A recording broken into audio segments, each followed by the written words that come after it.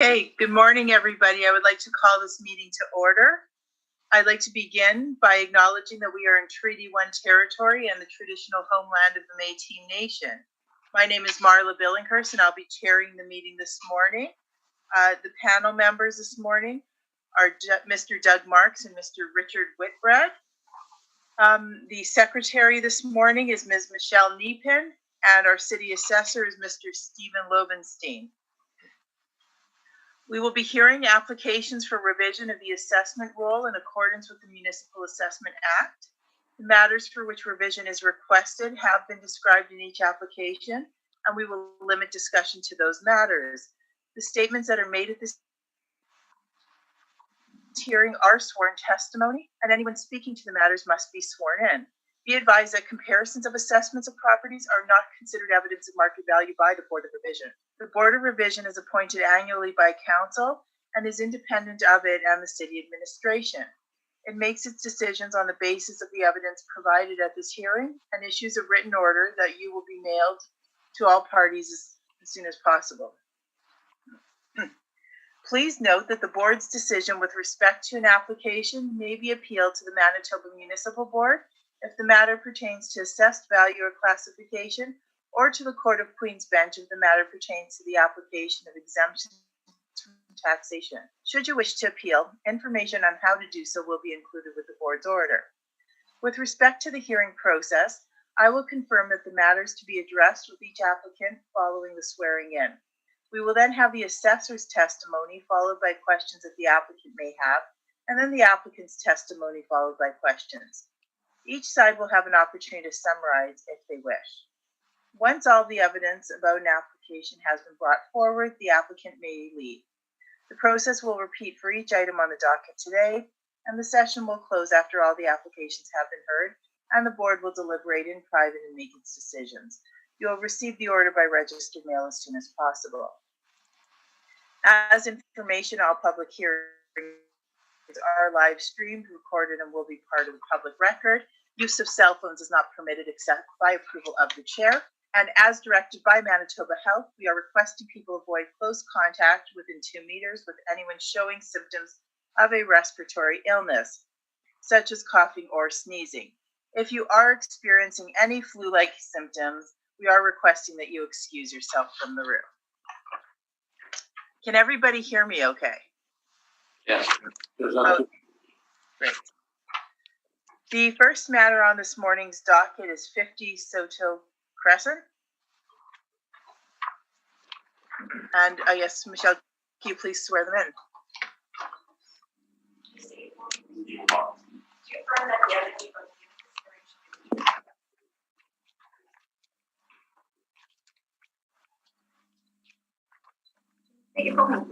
Rocky, you know. Do you affirm that the evidence about the given at this hearing should be the truth, the whole truth, and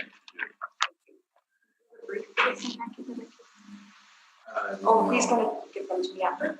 Yeah. Okay.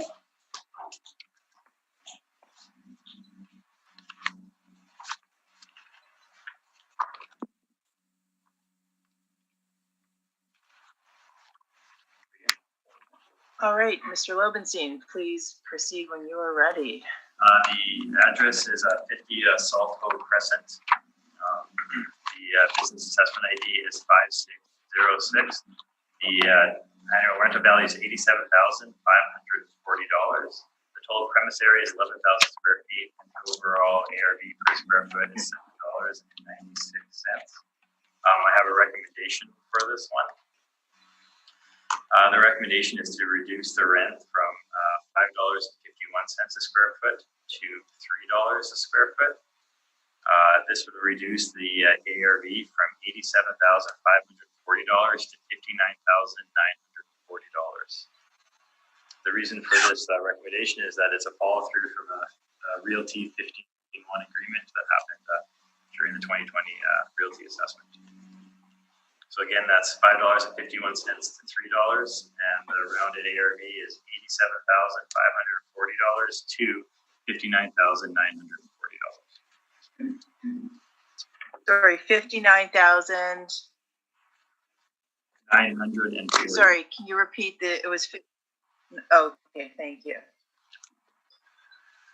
All right. Mr. Neufeld, do you have any questions? No, we're in agreement with it. All right.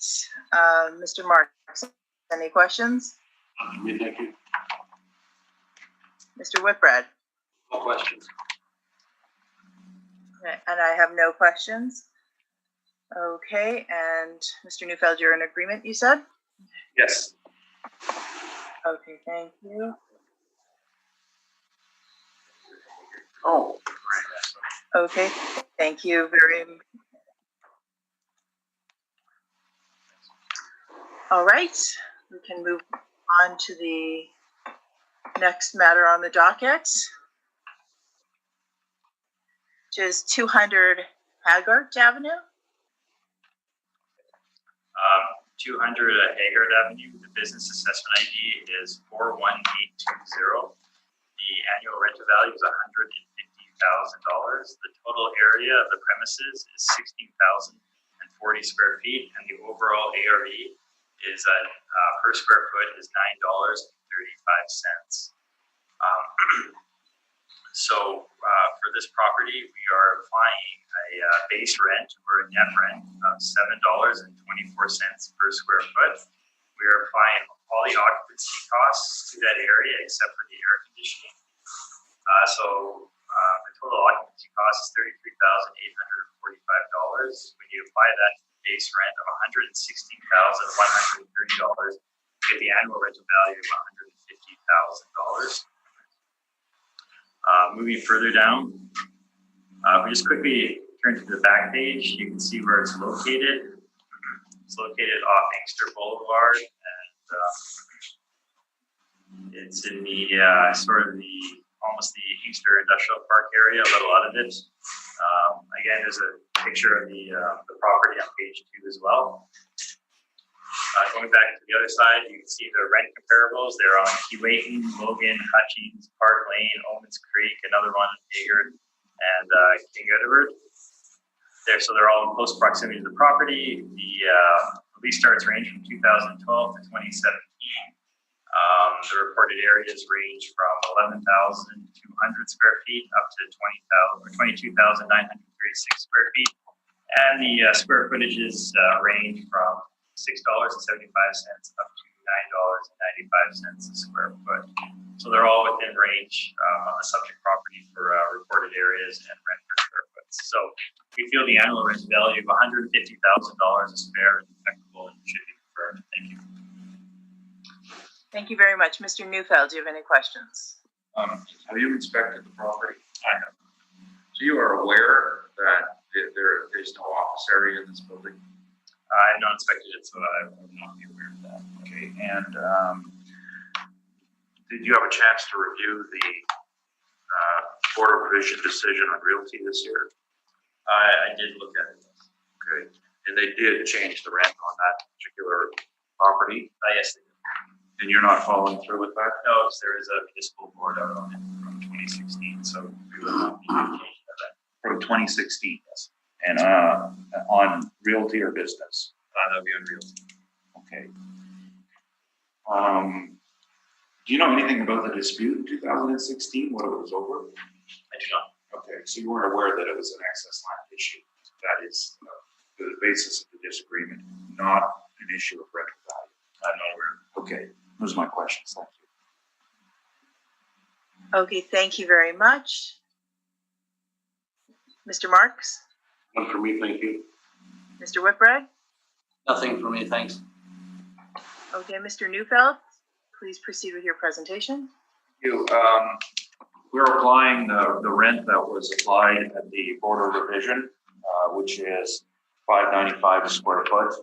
The copy of the decision is on page 4, and based on revised net operating income presented by the applicant, and that rent, when worked out, was $5.95 a square foot.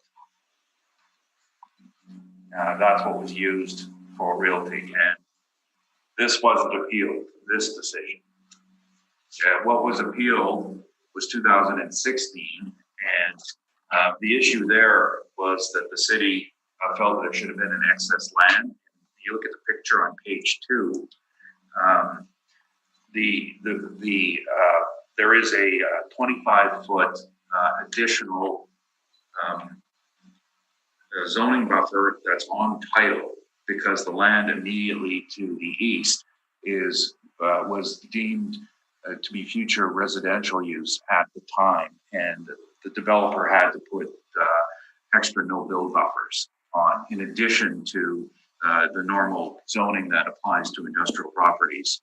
So we showed them the registration, and this registration extends all the way from Haggard to Inkster.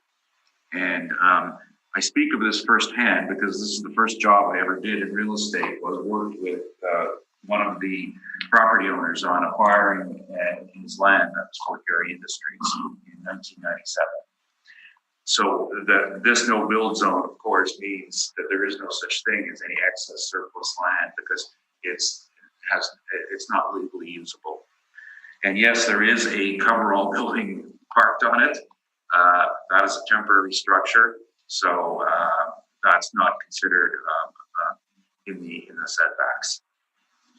So the rent was $5.95 a square foot, and we've just calculated it out. And bearing in mind that this is a satellite facility for MacDon, it wasn't built by them; it was built by a company called I think it was Mercury. It is a powder coating facility, and it never had an office area. So it was always designed as an accessory to another plant elsewhere. And inside it is a massive conveyor belt that brings. This is the small part facility for MacDon.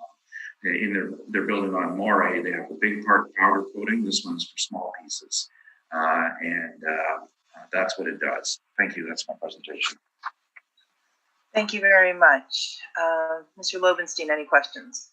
Just one question. Just looking at your page 3, the rental rates that you produced, when you look at the rents of similar sized properties, are any of those properties a 2001 build, similar to the subject property, or are they all? There are a variety of ages. I'm just looking at some of the newer constructed ones. 1175 Wilkes is a new build, but that's in Fort Garry, and that's why it's getting $707 a square foot, and it's high cube space, and it has an office. So that is superior. Lowson is a newer building. That's further down the page. Wilson. 230 Panet. These are larger buildings, but it's newer.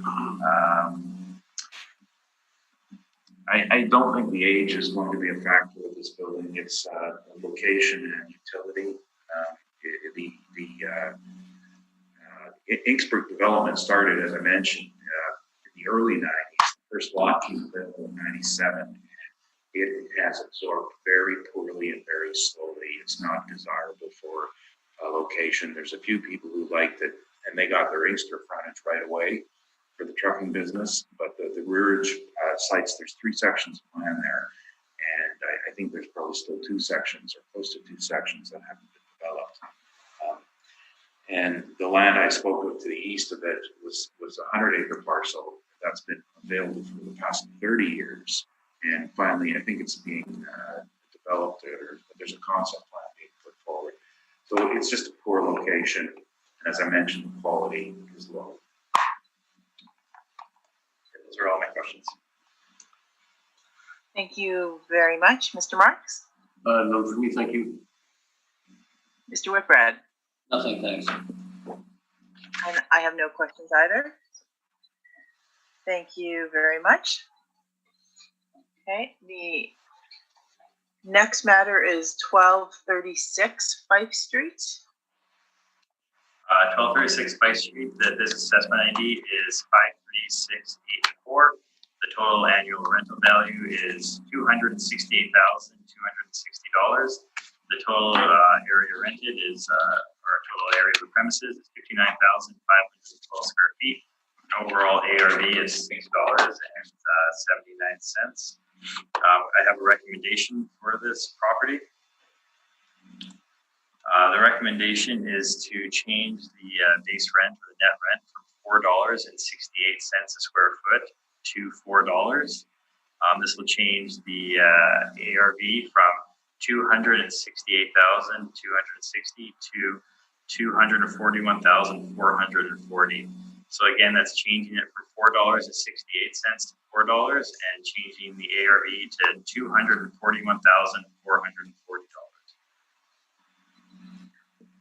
Okay, thank you. Mr. Neufeld. Sorry, I didn't miss the last number, the ARV. 241,440. Thank you, and no questions. Okay, are you in agreement with the recommendation? Yeah. Was that a yes? I am in agreement, yes. Oh, okay, sorry. The audio isn't great here, sorry. Okay, so, Mr. Marks, any questions? None for me, thanks. Mr. Whitbread? Nothing, thanks. Okay, great, thank you very much. Then we can move on to, You made one comment. It's not an argument at all, but there are outstanding appeals on this property. There are, but this was I'm following through a 15-1 agreement. Okay. So from previous years, much like the other property. Okay. No two properties are the same. No two policies are the same. sorry, Mr. Neufeld, did you want to put in evidence? No. I just looking at the ironic nature of the orders on follow through. Thank you. Oh, okay. So then I guess we can move on to the, I'm going to say neighboring property, 1245 Street. 1245 Street, the business assessment ID is 20054. The annual rental value is $79,680. The area is 11,115 square feet, and the overall ARV is $7.17 per square foot. Again, I have an offer, verbal offer for this one. That would be changing the rent from $5.06 a square foot to $4. And that's changing the ARV to $67,920. Again, that's a change to $4, and the ARV is changing to $67,920. All right, Mr. Neufeld, any questions? Just one again. You are aware that that there is an outstanding appeal from 2018 on business tax. Yes, I am. Okay. Thank you. No questions. We accept the offer. Okay. Mr. Marks? No questions for me, thank you. Mr. Whitbread? Thanks. Yeah, I have no questions, so we can move to the next property is 909 Gateway Road.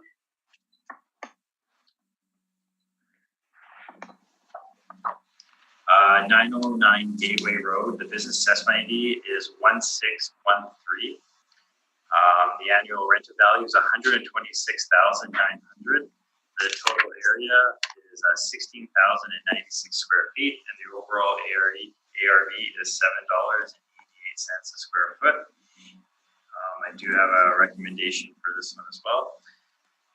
That's changing the base rent from $5.75 a square foot to $5.36 a square foot, which changes the ARV to $120,600.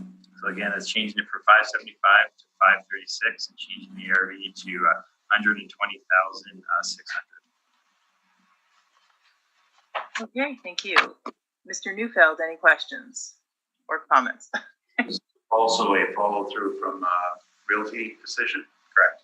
And the calculation at $5.36. Did you do that calculation? I didn't review that calculation. And when you calculated it, did you include the non-recoverables in that calculation? to work it backwards? Because if you take out the non-recoverables, I actually see a net rent of $489 a square foot. You know, I guess it would depend on how the board, if the board applied the 5% non-recoverables or not.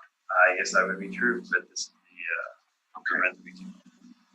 Just a curious question. Thank you. We accept the offer. Okay. Mr. Marks, any questions?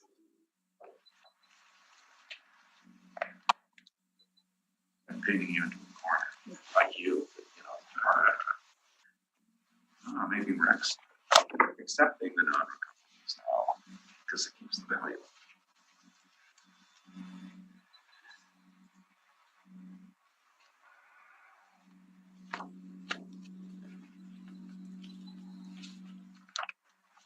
Sorry, Mr. Marks?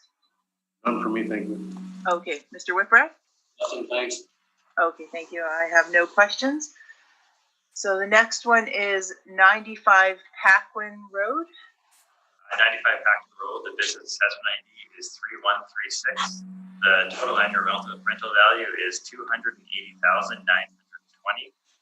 The total area is 26,880 square feet for an overall ARV of $10.45 a square foot. For this one, we're applying a base rent of $8 to the total area. We're applying full heat, electricity, water, and air conditioning for the occupancy costs to get a total rental value of $280,920. So if we look further onto page 2, we can see where the property is located on 95 Paquin Road, which is in the St. Boniface Industrial Park. You can get a view of the property from the aerial view on page 2 as well. You can see it's a fairly large industrial property. So looking at the rent comparables on page 1, you can see that they range in reported areas, reported from $6.58 a square foot up to $8.96 a square foot. The areas range from 22,929 square feet up to 36,500 square feet. And the lease starts range from 2012 to 2017. These are on, 2 of them are on debates, Paquin's, one's on Terracon Place and the other is in Ames. So they're all in very close proximity to the subject property. That being said, we feel that the total annual rental value of $280,920 is fair and equitable and should be confirmed. Thank you. Thank you very much. Mr. Neufeld, any questions? Have you inspected this property? I have not. Do you know what business is carried on in it? The specific business, no, I do not. Well, the owner is PPG, the paint, right? So something to do with paint? I would assume that they're a paint company. Okay. And the rents that you brought forward, do you know what is done in those properties? No, not exactly. Is it similar style business? Then you don't know. It's not really the business I'm looking at. I'm looking at the building itself, similar ages, similar locations, similar square footages is what we're looking at. We're looking at rental comparables, what the businesses are. Well, what I meant by the question was that this particular property is a paint warehouse. So did you bring in other warehouse types like this that would hold chemicals? Or are these office build-ups? Do you know that? Terracon has some office in it. The rest of them would be warehouse. They're all warehouses in a sense. Of goods like paint, like I mean, again, what they manufacture in there, what they do in there is somewhat irrelevant to 75 Ames is in fact an equipment dealership, is it not? Yeah, so they deal in equipment, they deal in paint. Again, what's happening in the building is pretty much irrelevant in a sense. It's the actual building itself.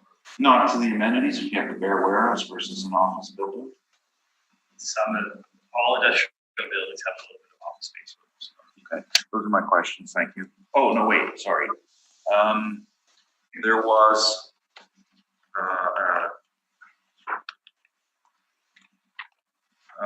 municipal board of revision decision on this. Yep. And there was a change. I believe there was, yeah.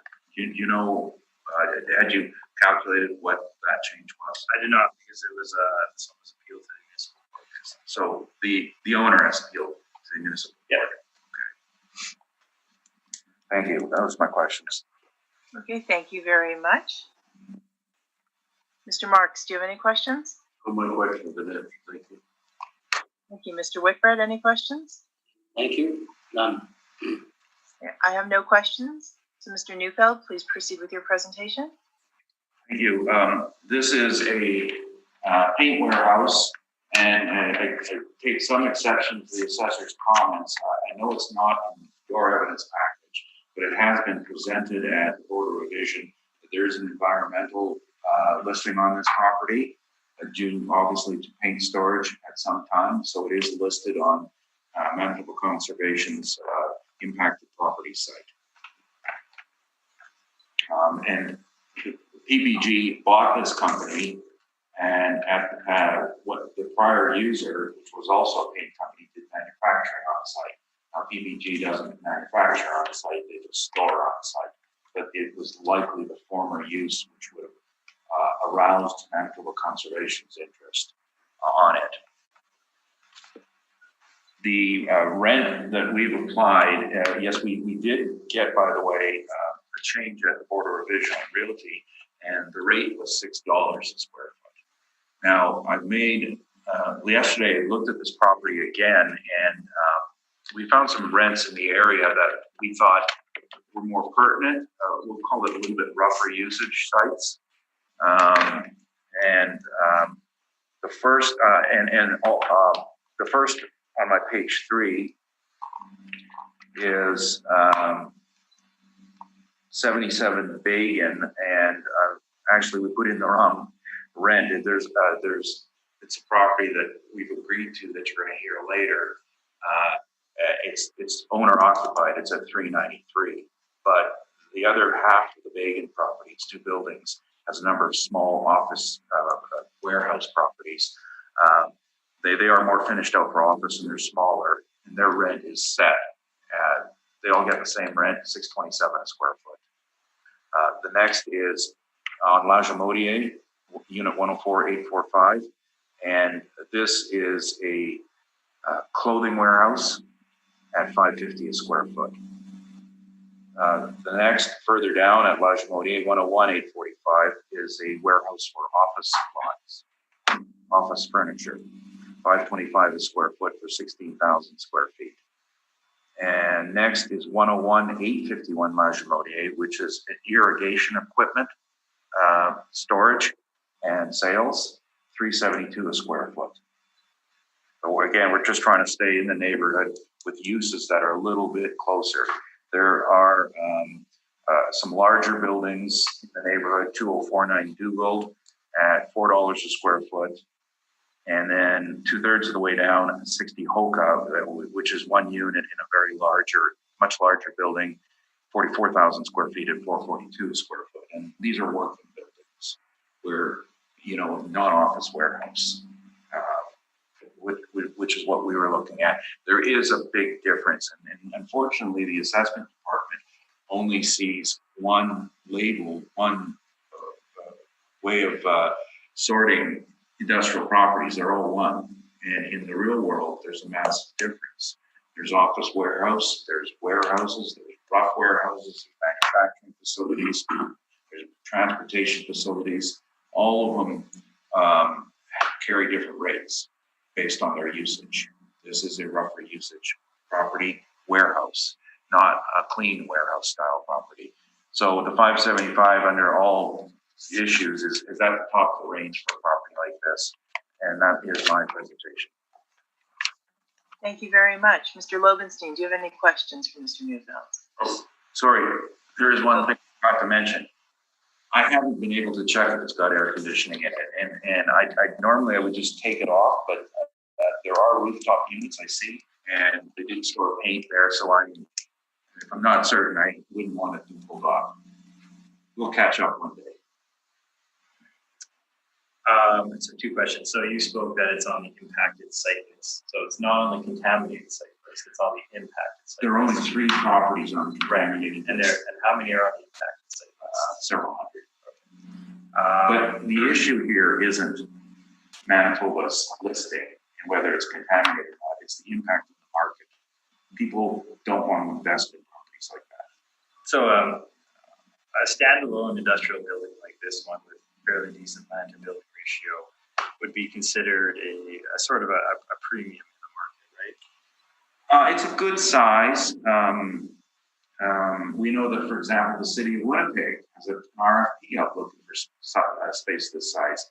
They're willing to pay $6 a square foot for it. So in terms of industrial usage, this would be a property that would be appealing to an investor then, due to the size of the property, the standalone nature of it. Because, and I say this because the comparables you use, like you said, are basically units that are in buildings where one of them has 8 units in it, other ones have multiple units in it. That would be less appealing to an industrial property, would it not? No, it depends who what you are. As a user, you would prefer the standalone. As an investor, you prefer the multi-tenanted facility because you spread your risk level across a broader amount of tenants. For example, in our COVID times, if you have a tenant who's single tenant and doesn't pay the rent, you're dead. But if you have 8 units and 2 don't pay, you're going to survive. So if you have multiple units in a building, they're usually a lot smaller and not really comparable to this property. No, they're just different sizes. I just knew about this property that's very similar in style and construction to the subject. Those are all my questions. Thank you very much, Mr. Marks. On your comparables, do they compare to the size and type of usage? Generally, they're very similar in this type of usage, meaning that what I'm trying to say is that they're not office warehouse. They're not any sort of specialty warehouse. They're goods that could be a bit rougher, like the irrigation equipment, that sort of thing. As far as size goes, the ones I brought forward do range from 6,800 feet up to 44,000 feet. So I don't have like perfect dead-on size. The one that I have that's the closest in size is 2049 Googled at $4, and that's actually a food distribution warehouse, and it's got about 1/3 freezer and cooler space in it. Much better location, but I think that the building is a bit older. Good land allocation, though. One other question, are these buildings all heated and air-conditioned office space as compared to warehouse space? The ones I brought forward are not air conditioned, though. They would just have space heaters. And I have not been inside this building, so I cannot tell you what their systems are. I'm thinking that, like I've been doing a lot of work with companies that use a variety of chemicals, and one of the issues that they have to do is control their temperature, not for the people who are in there, but for the process inside. So we had Boeing, for example, has their resins that have to be at 72 degrees to be stable. So I'm not sure about the paint companies. I suspect that maybe they have a requirement for temperatures that don't fluctuate. So control it. Yeah. It's not like the act on this says that they can tax for air conditioning. And it's on the last page where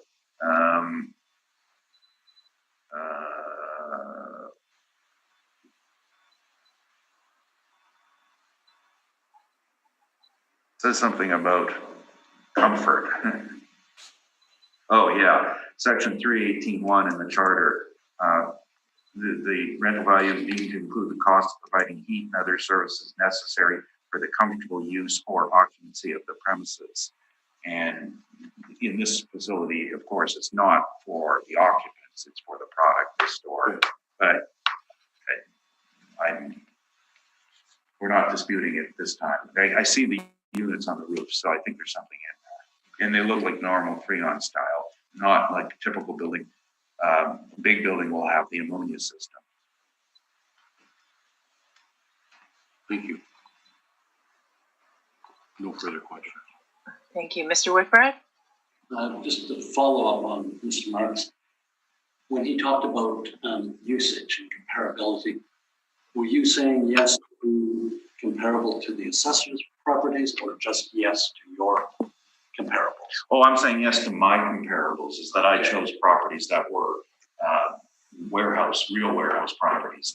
And I have some knowledge of the assessor's comparables. Of course, this is the first time I've seen them. I know, I'm pretty sure that the Bates might be a textbook warehouse building for the Manitoba government. Terracon Place, of course, is finished out with big builds, second floor spaces and a lot. I can't remember what the Bates is. Packland, I can't remember either, but I know Ames is a contractor of equipment sales, tractor equipment sales and hydraulics. But would you say the nature of the business is similar? Not to the assessors, no. The nature of my business is, once we selected, is similar. Yes, but different than the usage of your business. I've got that. No. Thank you. Okay. No further questions. Thank you. I have no questions. Thank you very much. The next matter is 400 Archibald. 400 Archibald, business assessment ID is 2225. The total annual rental value is $210,120. The total area is 25,502 square feet, and the overall ARV is $8.24 a square foot. I do have a recommendation for this one. It's changing the base rent from $6.13 a square foot to $4.75 a square foot. This is a follow through with the realty decision. That's changing the ARV from $210,120 to $174,960.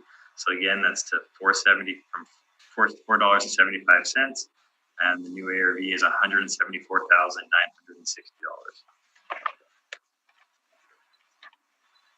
Thank you. Just give me a minute. I can't write that fast.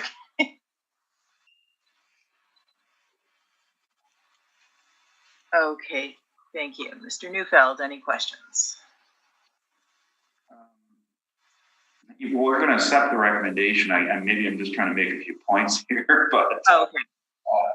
I'm just looking at your comparables. Why didn't you use any of these comparables in the last building? Okay, Mr. Neufeld, we're not dealing with the last building, so it doesn't. I'm just trying to make points here. I know, but we're not going to go back to. I got to say it. I'm done. Thank you. Okay, you said it. You're good. Okay.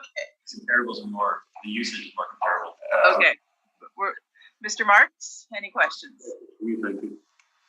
Mr. Whitbread? No questions. Thanks. Okay. So the next property is 85 Adelaide. Do you want me to? I can do it. Okay. I'm going to have it confirmed. I don't think we're that far off, if that's okay.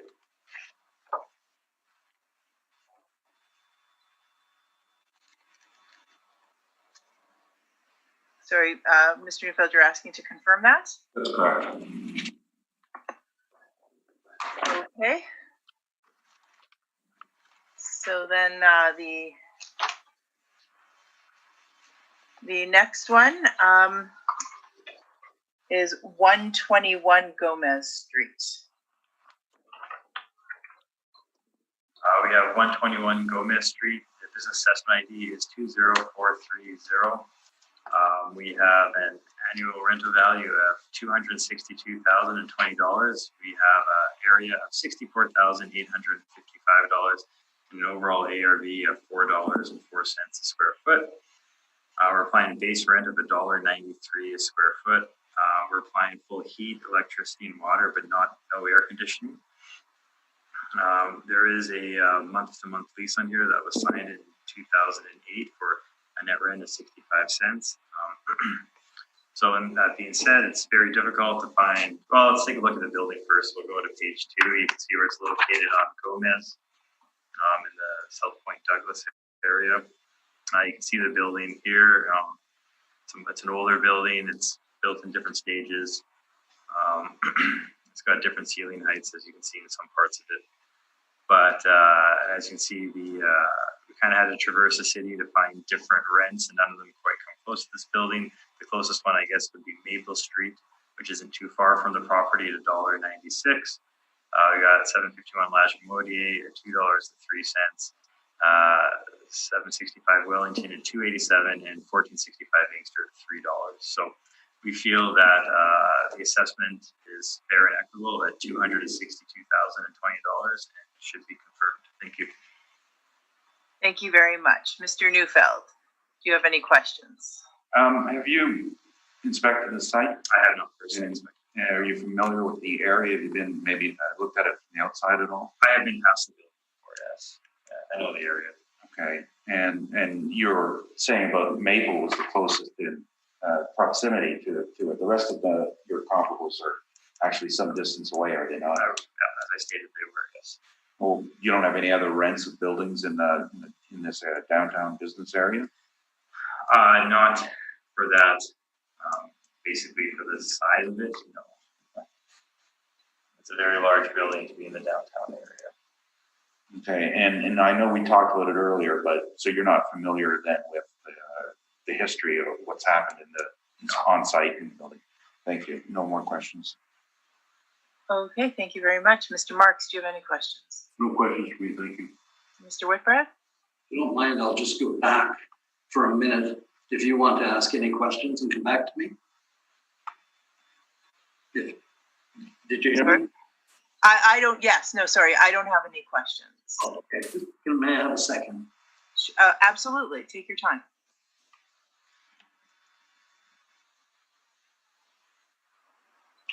So you're aware of the lease for $1? Yeah, we have. It's a monthly lease that was signed in 2008. We are aware of it.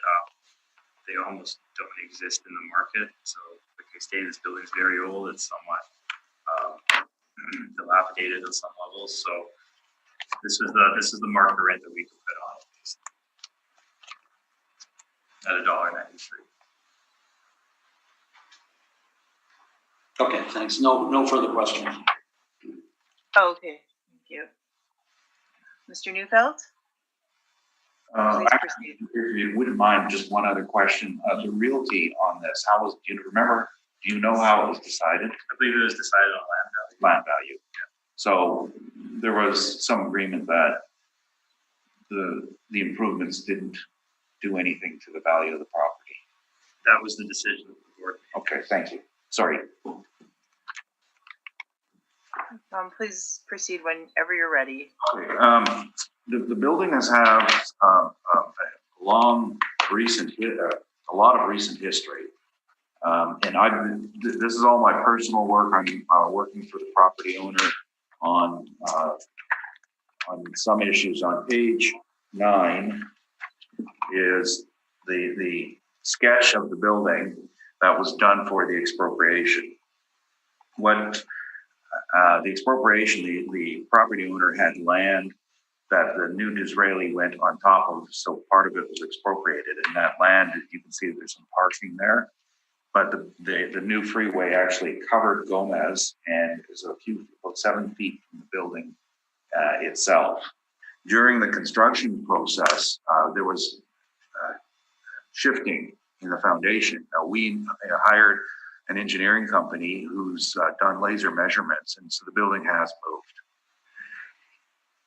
After looking at the movement, and again, this is in the expropriation matter, we brought in a contractor just to get an idea of whether it was worth repairing. And the first thing he said is, yeah, I don't know if anyone will coach you on it until you remove all that asbestos. Because now with workers' comp, contractors aren't allowed to work until it's cleaned up. And the building is built in 1910. There's a lot of wrap. Page 7, that's a functioning electrical fuse panel with friable asbestos paneling in it. And these parts of the building are no longer in use. The building is actually 170,000 square feet. They've got it down to only 65,000 square feet that they're using right now. and they've moved their usage of the building. This is Richelieu. They've moved the use they had in the building to their other property on Inkster. They built an addition on it and moved their products they were storing over. So this is being used for some nominal storage. The 4,000 square feet, I think we came to with some agreement with the city. I think somebody came out at one point and looked at how much space they're actually occupying and how much they can't occupy. That's one of the issues related to expropriation. The other was the access, because when the overpass was built, the access was shut down on the west side at certain times for lengthy periods of time, and there are no doors on the east side. Well, there are doors, but they don't go into the rest of the building. And the product that they were storing in there was, I don't know if anyone's familiar with the just-in-time concept. Basically, this was the storage for all of Western Canada for Mark's Work Warehouse.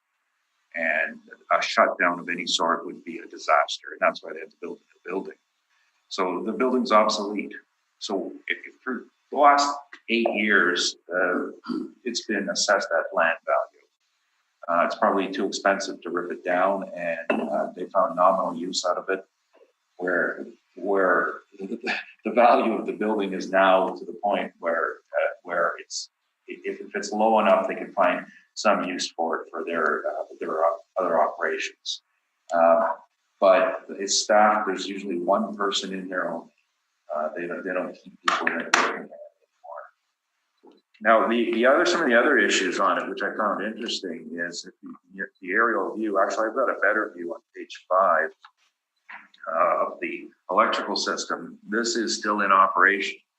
We keep joking that transformer facility was probably built about the same time they invented electricity, but not too far from it. It's an old style transformer station still in use. So on top of the asbestos issues, there would be under code complete rewiring required for any change in use. So we think it's fair to put a nominal value of $1 on it. Now, the rents we've looked at are on page 4, and tried to find rents just in the central business district. And the rents we're showing where it's bolded, and there's the COW in the right column. These came from the city of Winnipeg. These were their submissions. Now, we haven't reviewed them all, because what we often find is on properties like this, people end up quoting the gross rate, because that's how they rent out. You can see that several we've included are marked either with gross or SG for semi-gross, because there's no such thing as a net rent on a building like this. There's a short-term lease generally, and it's not called rent, it's called contribution to overhead. So there are a lot. The range here isn't as wide as you would think, because the highest we have in our downtown rents is up at $425 a foot, but that's a gross rent. It includes taxes and utilities. So the rents for properties like this are generally at that level. Now, one of the best comparables, even though it's smaller, is at 92 Gomez. And I inspected this property as it was also subject to some expropriation, taking of the land. And those are the rents that it got. Now, they lost users when their particular issue in the expropriation is their loading dock was taken away. So they've got a first floor at $2.50, a second floor at $2, and the third floor is at $1. These are net rents, because I calculated these myself with statements. So I find that that's the strongest evidence, and I think $1 is nominal. It's not market, because it's not really a market. This is like what's you got to charge some people something, and we understand that, and they do manage to use some of the space, but it could not be leased to anybody. If it weren't the owner using it himself, they wouldn't be able to use it. Right now, they're on a occupancy that's been grandfathered probably since 1910. And I was going to mention one other thing about the foundation. When I inspected the building, this is 18 sections of building.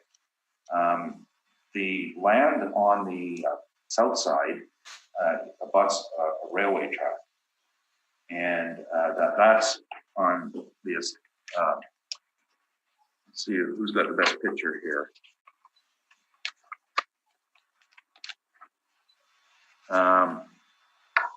Well, the assessor's picture would work fine on its page 2 on the left-hand side. That's a rail line there. Now, the sections of the building there, one was the original 1910, and there was a 1943 section and a 1947 section.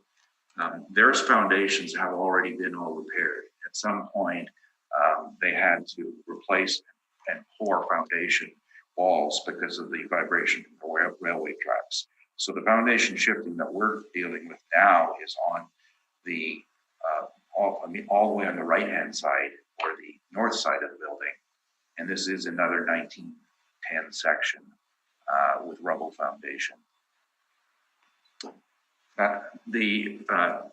Incidentally, the garage was designed for horse carriages.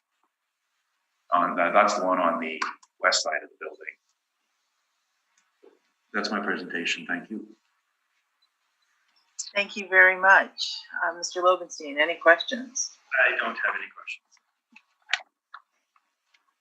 Sorry, I'm just making a note here. Sorry, Mr. Marks, any questions? Yes. As far as total usage is concerned on this facility, how many square feet are being utilized at this point? Well, I believe that we're in pretty close agreement at 64,855, and what that amounts to is, I can show you on the pictures.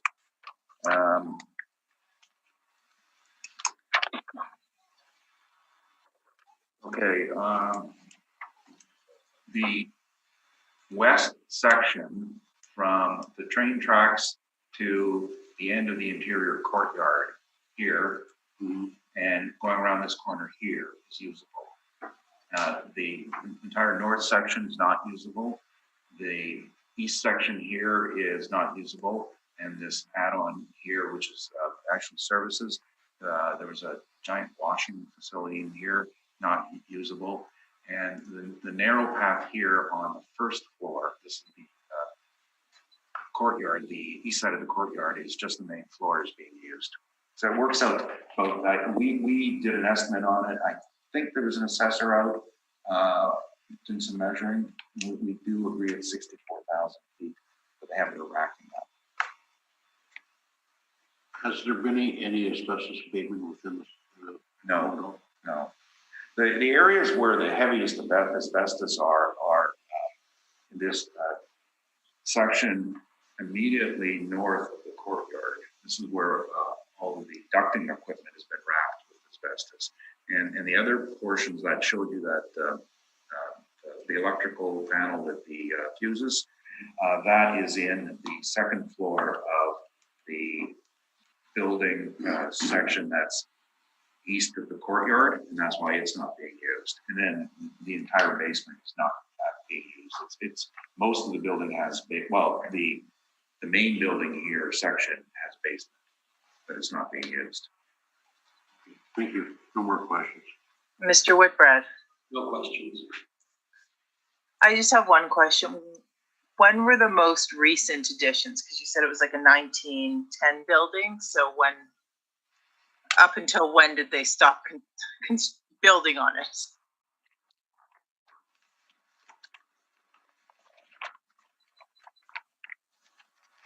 I do have that information. Here's my surveyor's measurements to show it's moved. This is my other file.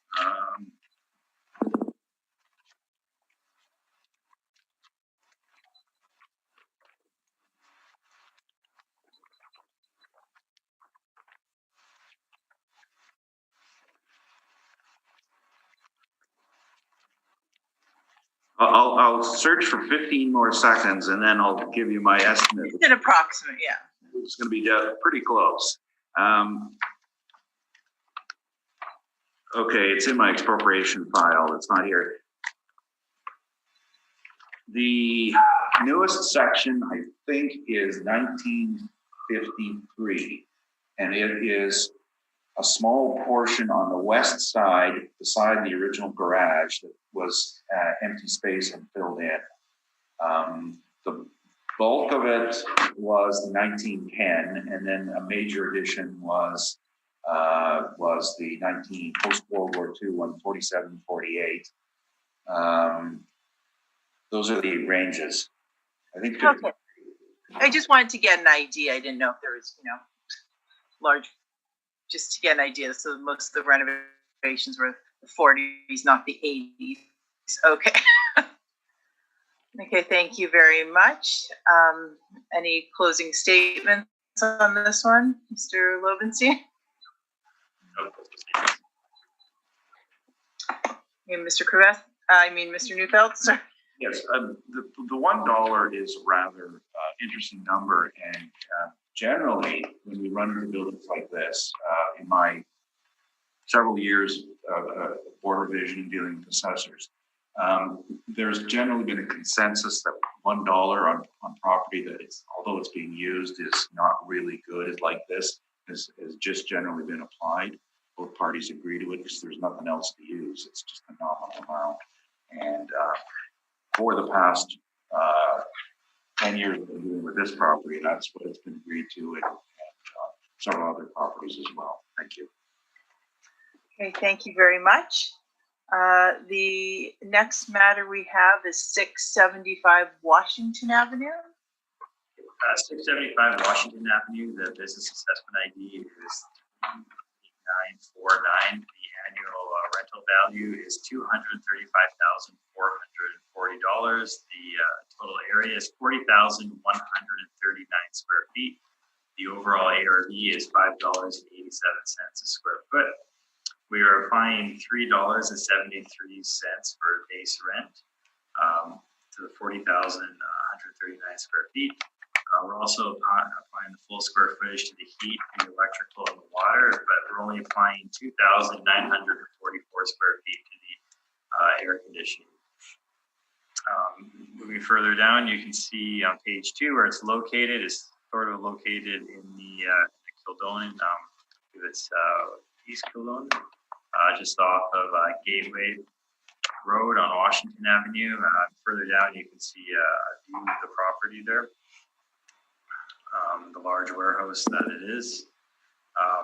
Looking at the rent comparables, there's not in the exact area of the property, there's not a ton of rent comparables, so we had to branch out to boroughs, Keith, Kuwait, White, and Henry.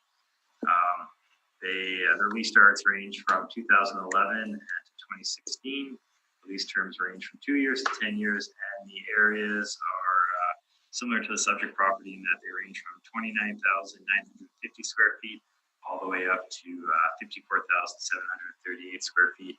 And the reported rents for these buildings range from $3.50 a square foot all the way up to $4, which falls in the range for the base rent as well. So we feel that the annual rental value of $235,440 is fair and equitable and should be confirmed. Thank you. Okay, thank you very much. Mr. Neufeld, any questions? Have you been in the building? I have not. Okay. The rents, again, it's the first time we've seen them, but the first one, 1865 Burroughs, is that the tenant ICE? I actually don't have. Okay. So you weren't aware that there was some pressure on them to relocate from their other site on Hayden's? I don't know the impression. Okay, my wife's cousin, so I know some of the stuff. 55 Keith, is this a multi-tenanted building? It is. So there are other rents in that building, are there not? Yeah. Okay. Same with 959 Keyway, and there's 3 units in there, are there not? I believe so, yes. Those are my only questions, thanks. Okay, thank you very much, Mr. Marks. The questions for me, please. Mr. Whitbread? Nothing, thanks. Okay. Mr. Neufeld, please proceed. Thank you. The building was formerly a tenanted building, and the rent that they collected, I've listed it on my page 3. It was $2.10 a foot. I thought I had it listed here. Sorry.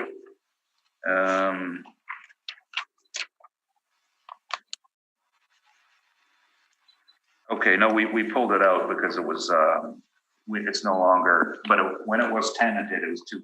Now that tenancy ended, and the owner took over the building, and they did some work in the building.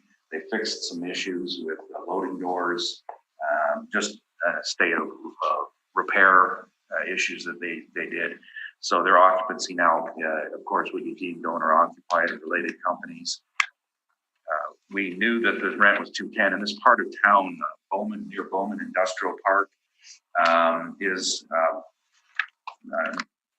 in our business, we rarely hear about Bowman because there are no deals happening in it. There are occasional transfers by way of sale, very little rented property. The old industrial areas of Elmwood, there's pockets of them all spread throughout. On Thames has a couple of buildings, but there's nothing investment grade in that they're just not rented. We do have to look elsewhere, and the other issues with this, because it's abutting or surrounded by residential users, it's somewhat restricted as to getting the trucks in. We do have some access from Raleigh, but from the inside, it's all residential.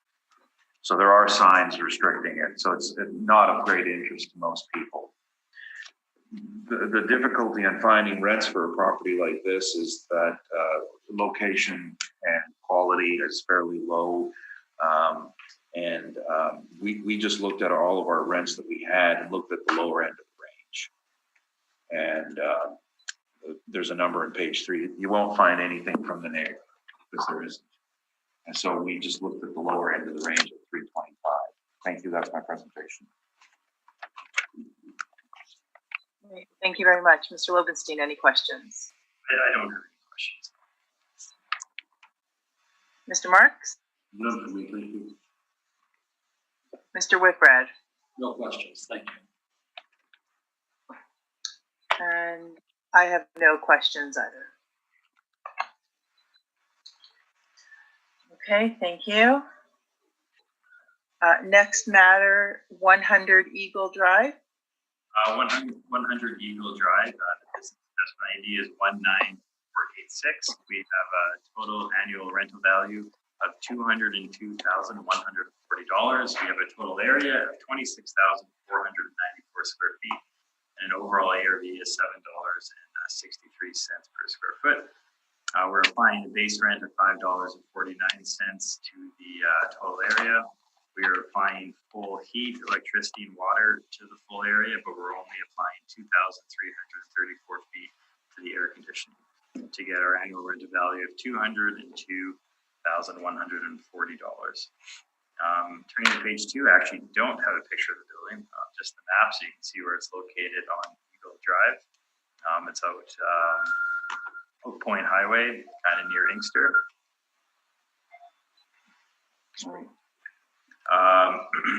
Looking at the rent comparables, they're all within a pretty similar area. They're on Church, 2 in Church, 3 on Paramount, 1 Q8, and 1 on Inkster, so they're all in fairly close proximity to the subject property. In terms of their reported areas, they report from 23,860 or 21,600 square feet all the way up to 28,840 square feet. So the subject property fits within those areas, and the reported rents for these properties from $5.26, 25 cents, all the way up to $5.75 also fit within the base rent for the subject property. So we feel the total annual rental value of $202,140 is fair and equitable and should be confirmed. Thank you. Thank you very much. Mr. Neufeld, any questions? You've been in this property? No, I haven't. Does the assessment department levy taxes on residential use? Levy taxes on residential use. Well, let's say, for example, Mr. Nygaard said he lived in his warehouse on Notre Dame. He has a little apartment. That wouldn't be taxed, would it? I'm not versed in that, to be honest, like that. And what about the board decision? Did you have a chance to review that on the realty? Briefly, yes. And they did make a change. They did make the change. Adjusted net operating income, correct? Yeah. No chance to calculate that out? Well, I believe the issue here is that our square footages are different. So one of the main issues, so without me actually going out and inspecting the property and seeing why there's a difference in square footages like that. Okay. Those are my questions. Thanks. Thank you, Mr. Marks. No questions from you. Mr. Whitbread. Nothing, thanks. I have no questions either, so Mr. Neufeld, please proceed. Thank you. The difference in square footage is due to the rentable area, business rentable area. The building was two separate warehouses, and they were attached by use of a breezeway. Each of the buildings has a style of mezzanine. Now, the building on the west has an open storage mezzanine, and I think both parties are in agreement that that is certainly not usable space. The area in dispute is that the mezzanine on the east building, when I first inspected this property, was actually for the estate as the owner had passed away. And I have pictures of it, which I didn't submit because we always forget to include the stuff we need when we need it. It was his residence on this floor. And when I first inspected it, the furnishings had been covered up. The clear space is 6 feet because of the trusses.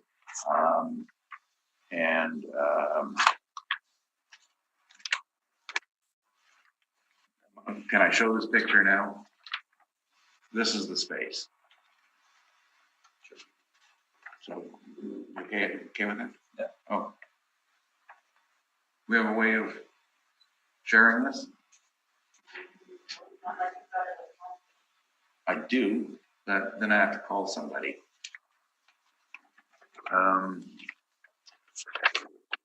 Okay, I've got a picture of someone's bedroom here with a floor lamp and strip lighting and couches, and then I have a picture of his bathroom and his shower here. So In a warehouse? it's the second floor. They lived on the couple lived on the second floor. They had a house, but it was about 40 miles north of the city. So they lived here when they were in town, and it's not being used for anything else, and it can't be because it lacks ceiling height for the building code. So it's as an accessory use residence, it's okay, and it's been in use since they built the property. So it's that's why it's not on my square footage. The rest of the calculation, so what we did to do the calculation out at Realty, they did not change the square footage, and I guess it does exist up there, so perhaps they felt that it should stay, and we didn't appeal this. But the decision is shown on my page 5. And so our calculation, and again, this is on the gross area, including the living quarters, 26,494. We worked it out to 501 a square foot. And that's what the board decided. So we want the flow through the 501 a square foot to be applied, and then only on commercial space, not the living quarters. And that works out to our value 172,810.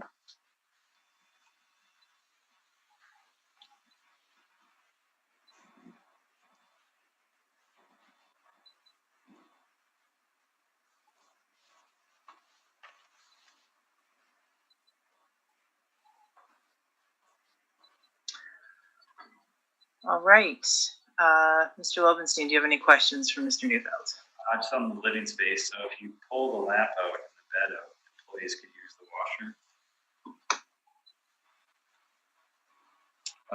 It's locked off.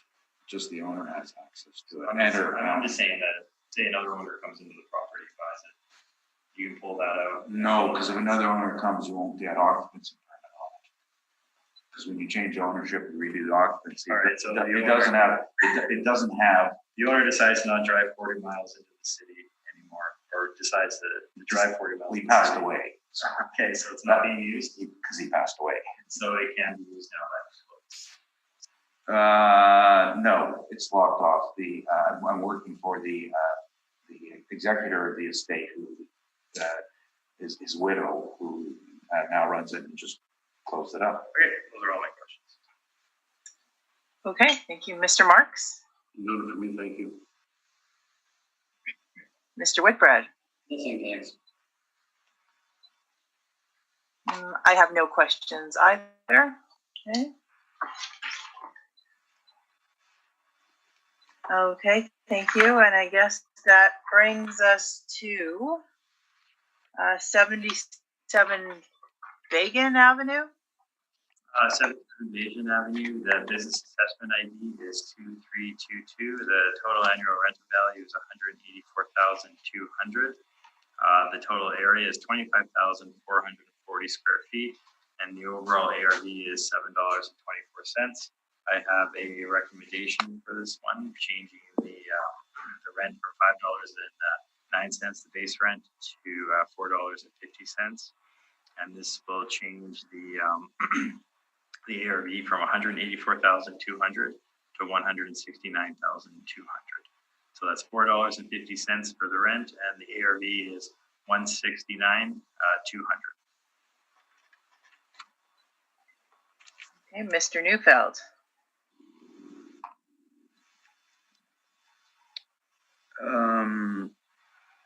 Do you have that calculation of how you came up with the, 450? I do not have it with me. Oh, okay. No, I'm just wondering how it worked into the rest of the building, because this is a building where it's 2 buildings. This one occupies all of one building, and the rest of them are small units in another building. Do you do it for all the buildings, or like did you? It would have been for this unit here.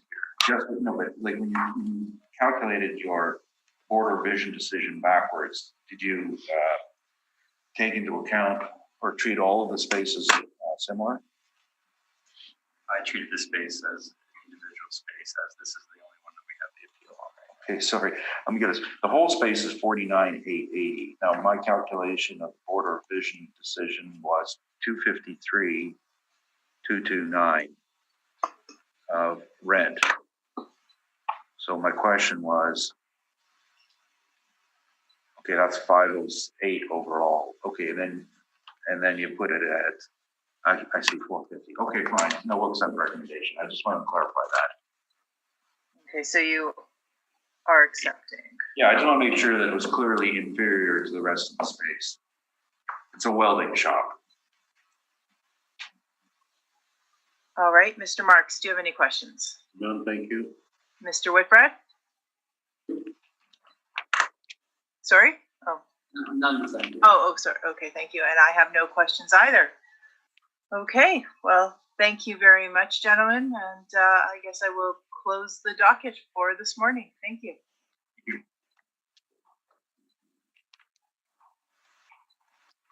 Gentlemen? Thank you.